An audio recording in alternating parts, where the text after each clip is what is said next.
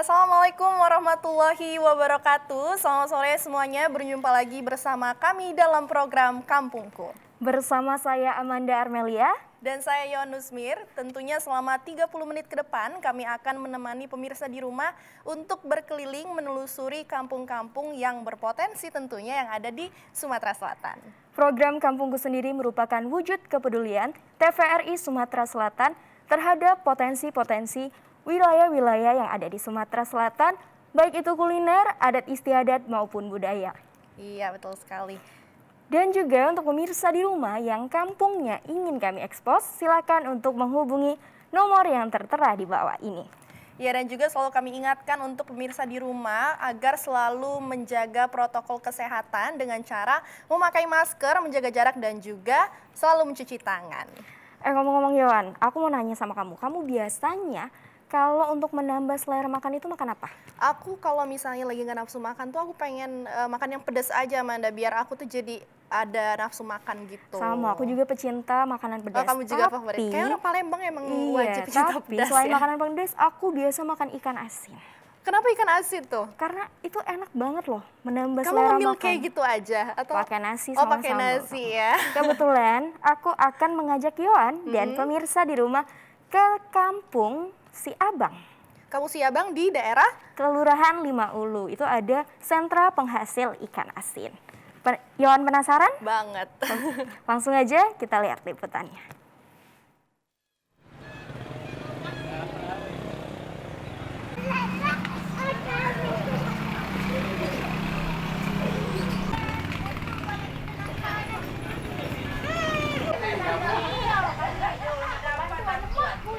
Kampung Siabang berada di Kelurahan Lima Ulu, Palembang.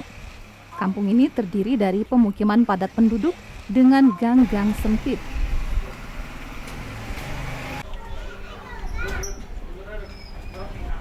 Sebagian dari rumah penduduk merupakan rumah panggung lama yang tetap berdiri kokoh.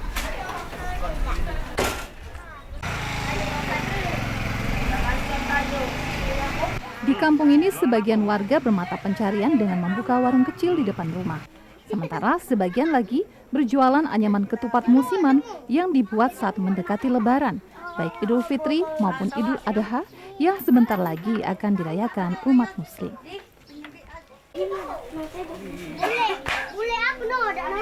Namun siapa yang menduga setiap harinya mengalir omset hingga 50 juta rupiah di kampung Siabang ini. Ya, omset tersebut berasal dari penjualan ikan asin yang didapatkan dari perairan Sungsang. 5 jenis ikan asin diproduksi di sini.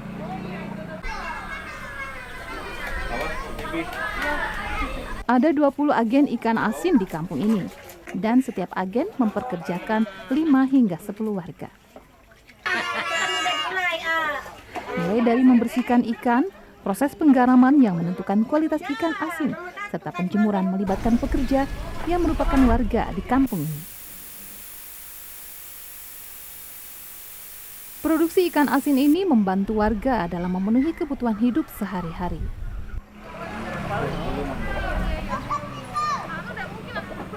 Udah lama sini, 10 tahun lebih. Ya alhamdulillah, semenjak ada ikan ini tidak susah kami belanja. Nah, mantu-mantui kebutuhan ini dari anak SD sampai SMP, SMA.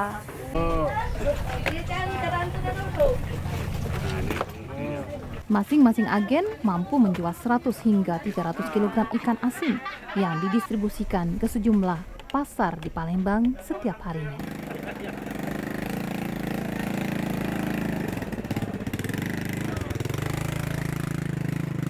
Ya minimal lah 100 kilo bisa dijual, Bu. Per hari ya? Iya. Per hari. Iya, warga sini semua ini yang kerja ini.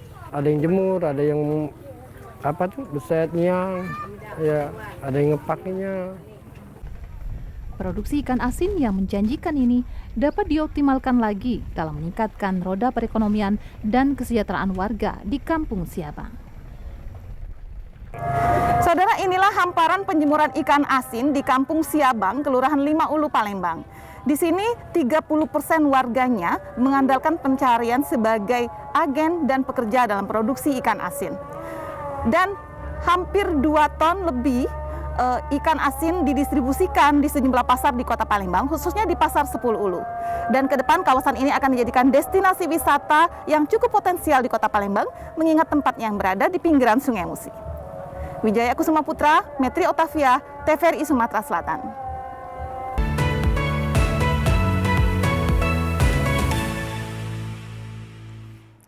Nah Amanda, tadi kita udah membahas tentang ikan asin ya. Selanjutnya kita akan membahas tentang, kamu tahu nggak sih yang suka di rawa-rawa yang rumbai itu? Aku tahu itu kan sejenis tanaman liar kah? Nah, kamu tahu tanaman liar. Masyarakat di rumah juga pasti taunya itu tanaman liar. Namun, kreativitas dari warga yang ada di Kabupaten Banyuasin ini bisa memanfaatkan rumbai sebagai tikar, anyaman tikar. Kreatif banget ya. Kita langsung aja intip yuk gimana cara pembuatan anyaman tikar yang berasal dari rumbai.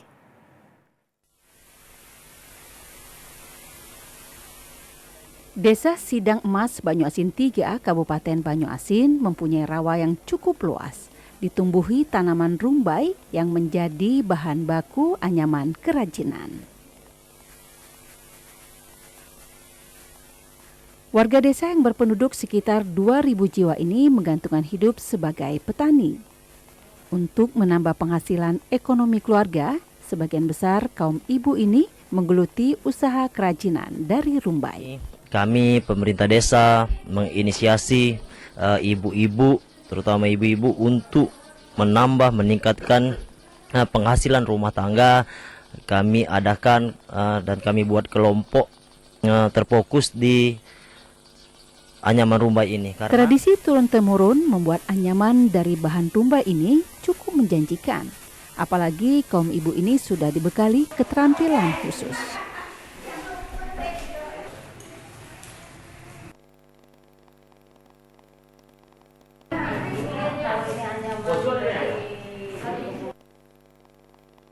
Kerajinan tangan dari rumbai ini tidak hanya dijadikan tikar, tetapi juga berbagai souvenir seperti kotak tisu dan tas yang menjadi produk unggulan yang sudah mengisi pasaran di Kabupaten Banyuasin. Kalau di Desa Sidang Emas merupakan anyaman turun-menurun. Jadi kami selaku tokoh masyarakat mengambil inisiatif membentuklah yang namanya kelompok rumpun emas.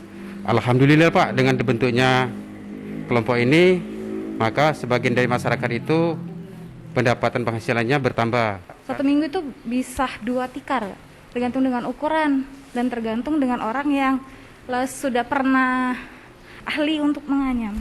Tapi kalau orang yang baru belajar itu mencapai 2 mingguan.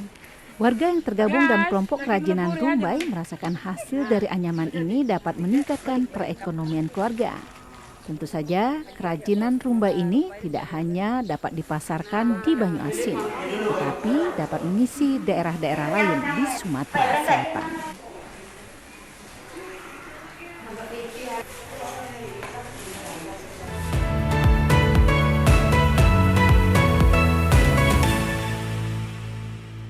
Wah, kreatif sekali ya, Yohan. Kira-kira kalau kamu bisa nggak buat begitu? Aduh, aku kayaknya kalau aku di sana aku cuma berdiri, karena aku nggak sekreatif itu, Amanda. Oke, langsung aja kita beralih ke Desa Tanjung Batu. Desa Tanjung Batu. Aku tahu banget kita akan membahas apa ini. Karena Tanjung Batu itu sangat terkenal sekali dengan kreativitas kuningan dan perak. Iya, benar sekali. Dan di Desa Tanjung Batu itu merupakan home industri penghasil kuningan dan perak, di mana kita suka show itu pakai sunting. Yang berat itu ya. Yang berat itu berasal dari Desa Tanjung Batu. Ya, dan tentunya dia juga pasti menjadi salah satu destinasi favorit masyarakat yang mempunyai usaha wedding organizer ya, karena pasti mereka harus membelinya di supplier agar mendapat harga yang lebih murah dari pasaran. Dan langsung aja kita lihat liputannya.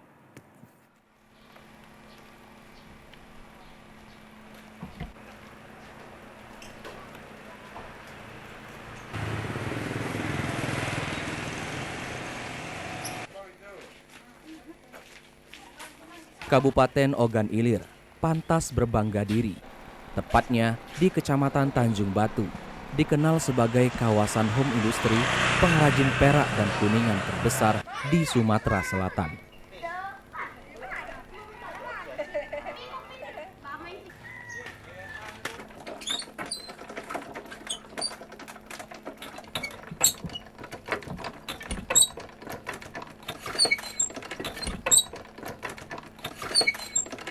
tangan dingin warga di sini menghasilkan kerajinan kuningan dan perak, dan juga termasuk pakaian pengantin.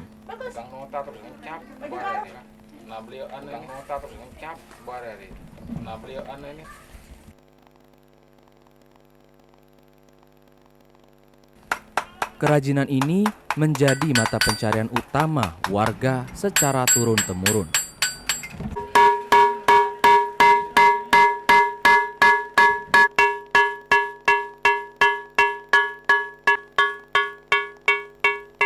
Bukan hanya kelas domestik saja, hasil kerajinan perak dan kuningan kini telah dipasarkan sampai ke negara Malaysia dan Singapura.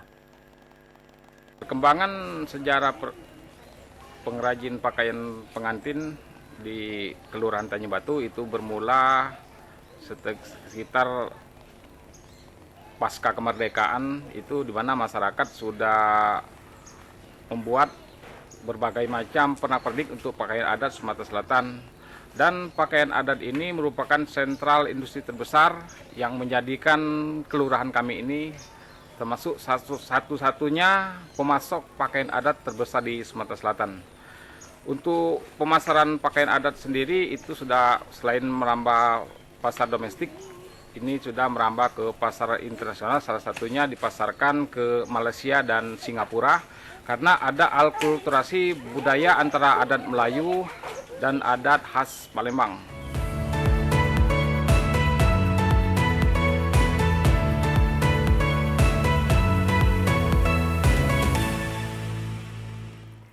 Nah, itu tadi ya. Makanya wajar banget kalau misalnya banyak sekali masyarakat-masyarakat yang di Kota Palembang itu kalau ingin membeli kuningan atau perak itu berkunjung ke Desa Tanjung Batu yang ada di Kabupaten Ogan Ilir. Nah, selanjutnya kita akan membahas apa nih, Manda? Kita akan beralih lagi ke Kota Palembang, yaitu ada Kampung Iklim Perkotaan. Kampung Iklim Perkotaan, itu gimana? Aku juga bingung sih, karena aku juga bingung ya. Penasaran, kampung iklim tapi ada di perkotaan. Langsung aja, daripada kita penasaran, kita lihat liputannya.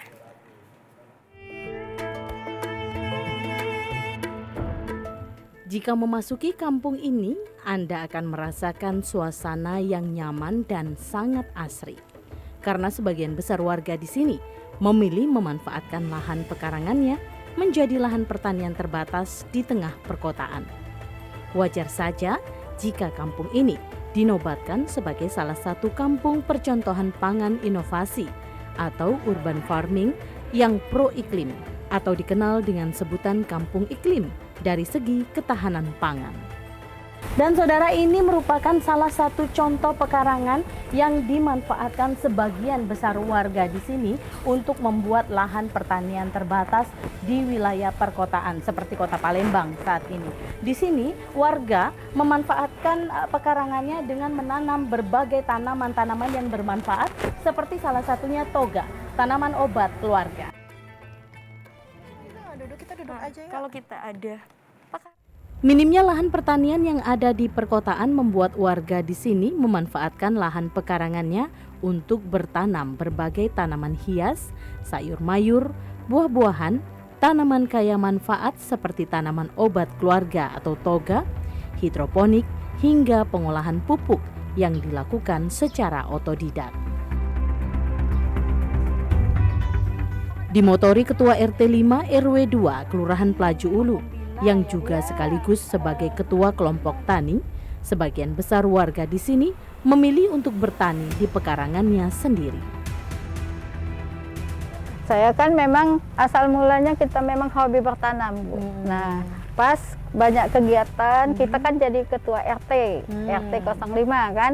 Kalau RT itu harus banyak ini kan kerja ya, banyak kreatifnya kan. Nah, jadi aku buatlah ini tanaman semuanya ini. Alhamdulillah waktu itu kita menang, dapat juara 2 hatinya PKK. Baik. Nah, tambah kita kan menang dapat hatinya PKK itu, tambah semangat.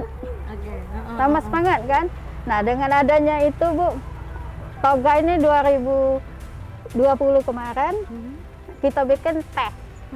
Nah, terbuat teh mint, teh bidara, teh Samiloto, dan bunga rosella. Nah,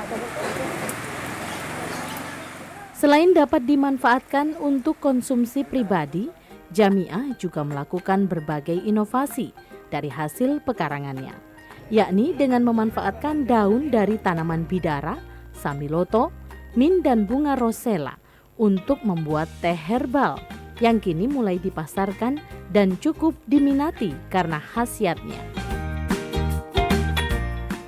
Keberadaan kampung ini menjadi salah satu kampung yang berprestasi dengan berbagai penghargaan di bidang ketahanan pangan dan dijadikan sebagai kampung edukasi bagi para pelajar maupun mahasiswa untuk melakukan kuliah kerja nyata, sembari memotivasi untuk terus menghijaukan dan mendukung ketahanan pangan di lingkungan perkotaan yang padat penduduk.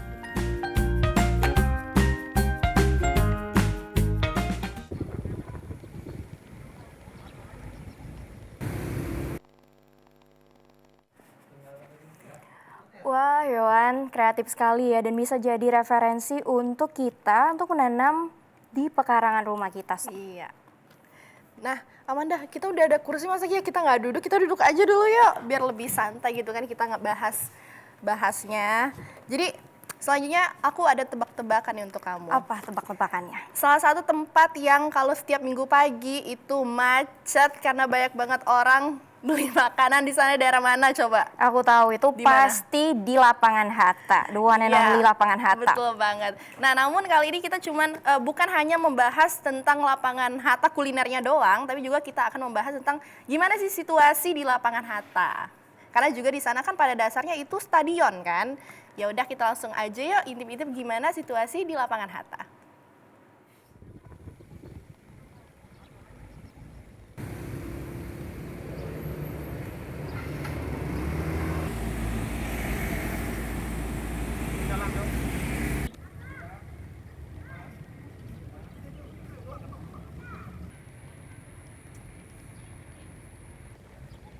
Inilah wajah Lapangan Hatta.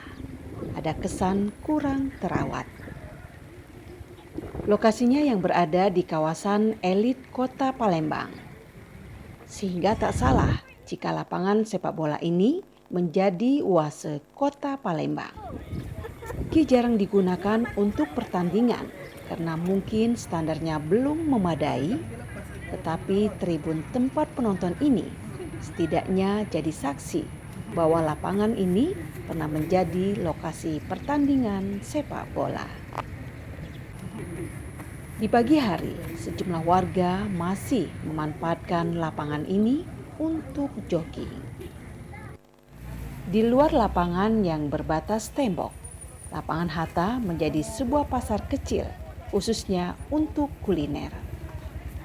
Beragam kuliner khas Palembang, seperti pempek, mie celor, otak-otak, martabak, dan es kacang tersedia di sini. Yang di sini kan ada galau lengkap makanannya. Es, tekwan, model, mie ayam, mie celor, martabak, gado-gado, rujak, otak panggang, otak-otak. Kalau ibu sendiri, Bu? Kami sendiri jualan martabak. Kini Lapangan Hatta bukan lagi dikenal sebagai lapangan untuk berolahraga, tetapi kulinernya. Sebutlah es kacang Lapangan Hatta. Popularitas es kacang ini seakan melekat dengan kata Lapangan Hatta itu sendiri. Ya, ada makan makanan, ada martabak, ada es mamat, mie celor, banyak.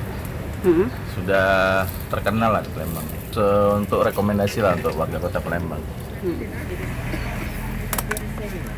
Hiruk pikuk bisnis kuliner di sekitar Lapangan Hatta seolah menjadi merek tersendiri, bukan sebagai tempat berolahraga. Di sepanjang tembok pagar, aneka kuliner dan buah menjadi sebuah kekhasan tersendiri yang menambah popularitas nama Lapangan Hatta.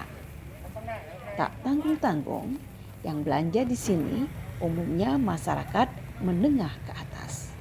Yang pasti, Lapangan Hatta menjadi salah satu sudut yang menarik bagi masyarakat Palembang.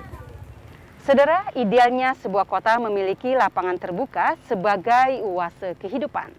Di negara maju, hampir seluruh kota-kota besar memiliki lapangan terbuka sebagai tempat pertemuan publik dan sarana relaksasi. Tentu saja, kita berharap di kota-kota besar di Indonesia, termasuk di kota Palembang ini, memiliki hal serupa. Setidaknya hak publik untuk menikmati hidup dapat terpenuhi. Saya Marhama.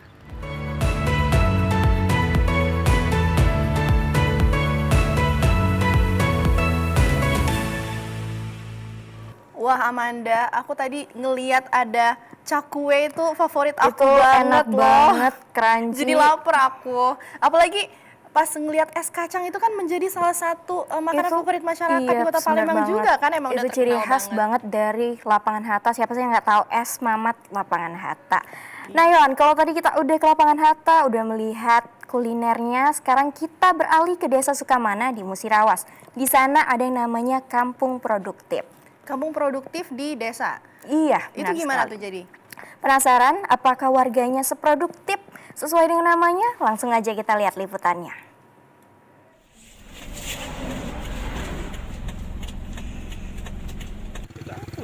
Oh mungkin ada kamera malam sama kamera efeknya mungkin ya. Efek.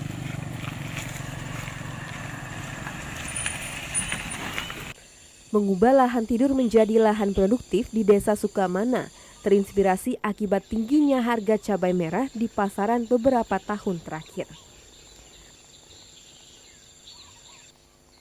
Warga tidak hanya memanfaatkan pekarangan di sekitar rumah, melainkan mengubah lahan tidur yang ada di desa itu.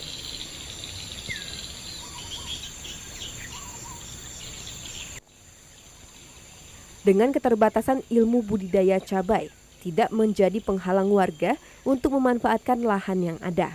Mereka saling berbagi pengalaman satu sama lain dengan warga yang lebih dulu menggeluti budidaya cabai.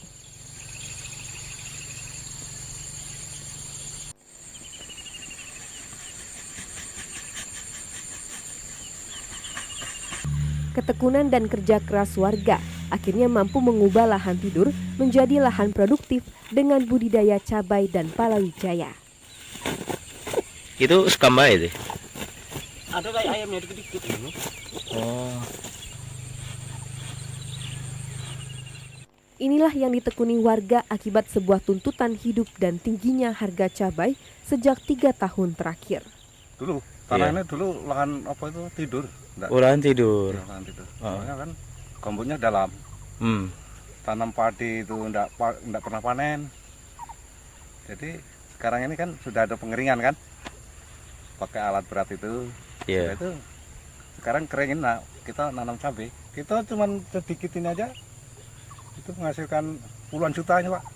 Berapa luasnya Sekali lahan? itu sekitar paling kalau pasang mulsa itu kan segulung setengah lah. Iya. Segulung setengah itu. Itu menghasilkan hampir sekitar 10 juta lah. Sekali panen itu, Pak. Sekali panen ya? Pokoknya sekali tanam gitu lah. Iya. Satu periode tanam berarti. Nah, ya. Lahan tidur ini sebelumnya diolah untuk menanam padi, namun hasilnya tak sebanding dengan apa yang diharapkan.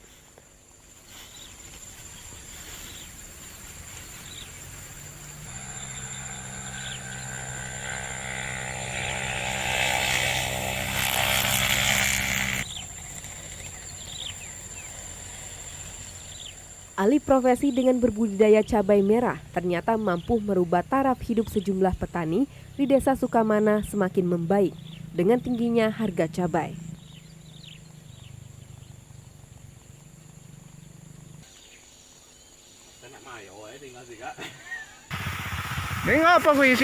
Sebagian warga berharap hasil kebun mereka yang dikelola secara otodidak dapat membuahkan hasil dan harga yang ditawarkan dapat terus naik, sehingga mampu mendulang pundi-pundi keuangan keluarga. Motivasi.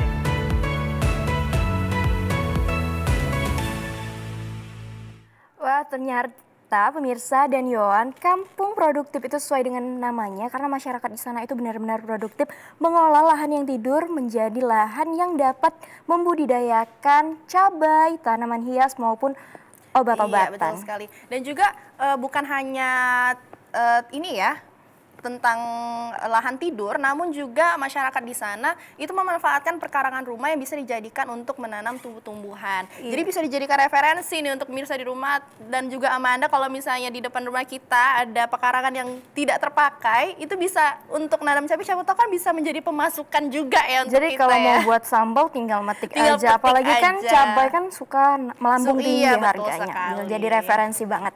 Nah Amanda, masih tentang perkebunan, namun tadi tentang cabai. Kali ini aku mau ngajak pemirsa di rumah dan juga Amanda untuk menelusuri sawah yang ada di perkotaan. Sawah ada di perkotaan itu gimana sih, Yon? Biasanya kan agak ini ya, Iya, agak aneh kota juga itu ya kan dengarnya crowded banget ya. Iya, Tapi ada sawah di kota. Daripada penasaran, langsung aja kita lihat liputannya.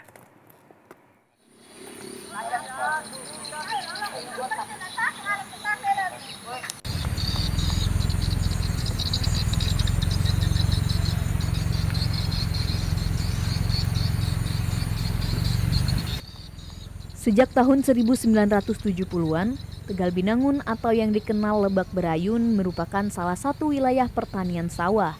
Bahkan dulu, luas wilayah pertanian sawah warga ini mencapai ratusan hektar.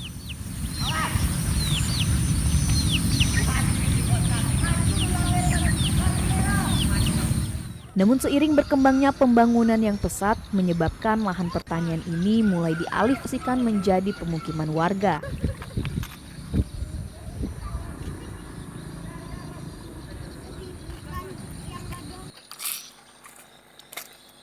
Bahtiar, salah seorang warga yang bermata pencaharian sebagai petani, mengaku sejak 10 tahun lalu lahan pertanian sawah sudah banyak diperjualbelikan secara kaflingan.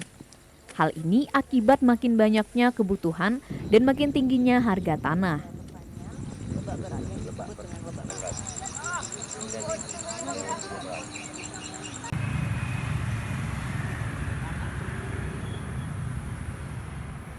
Salah satu lokasinya di wilayah Tegal Binangun, tepatnya di Jalan Padijaya.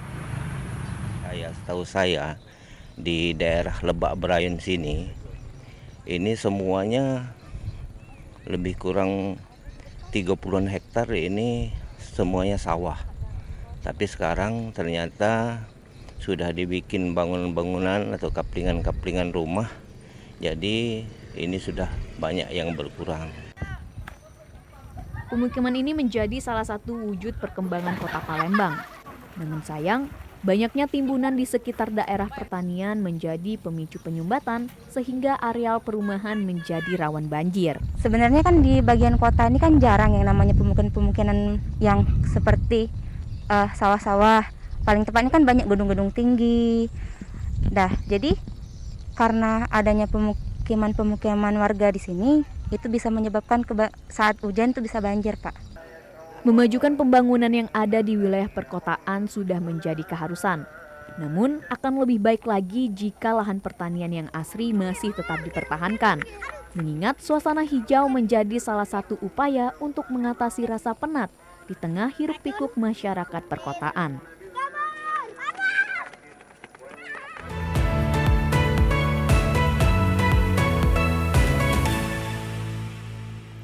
Wah Amanda, berarti itu bisa dijadikan referensi juga ya untuk masyarakat yang mungkin sudah merasa bosan dengan kesibukan kota, itu bisa refreshing dan berkunjung ke arah Tegal Binangun. Iya, benar sekali. Sekarang kita beralih ke Desa Muncak Kabau, itu ada di Oku Timur. Kira-kira Yon penasaran nggak? Dan pemirsa di rumah penasaran ada apa aja di Oku Timur? Bagaimana aktivitas masyarakat dan keunikan Desa Muncak Kabau? Langsung saja kita lihat liputannya.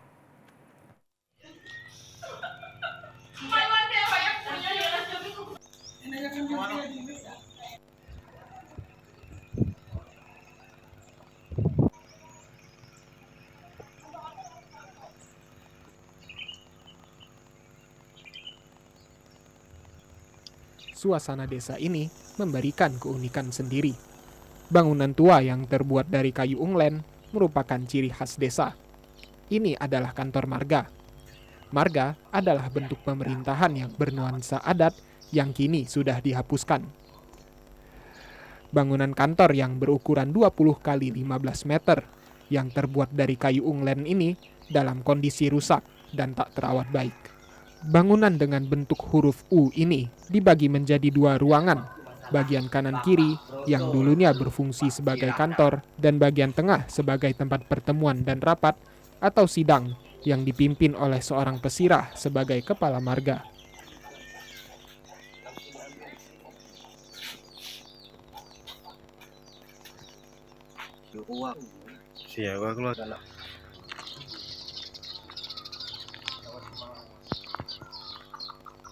Dulu semenjak saya menjadi Ketua Karang Taruna, jadi semua kegiatan muda-mudi di Desa Muncak Kabau ini selalu kegiatan Karang Taruna, baik itu organ, terus lingkungan,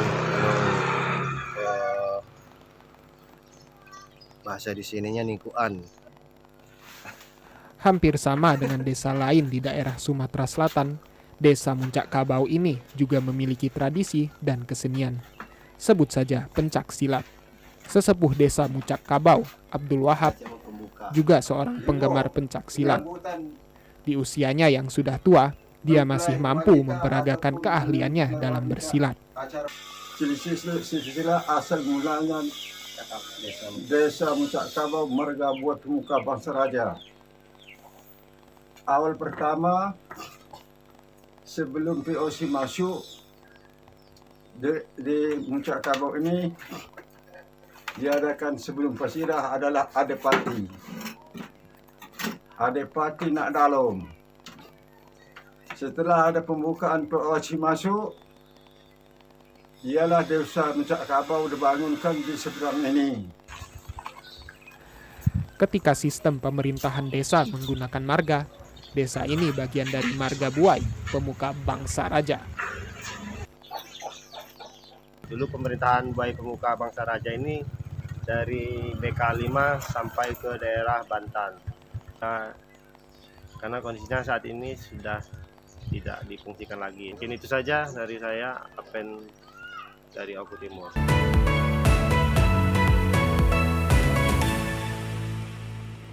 Ya pemirsa, tidak terasa sudah 30 menit kami menemani Anda berkeliling tempat-tempat tentunya berpotensi yang ada di Sumatera Selatan.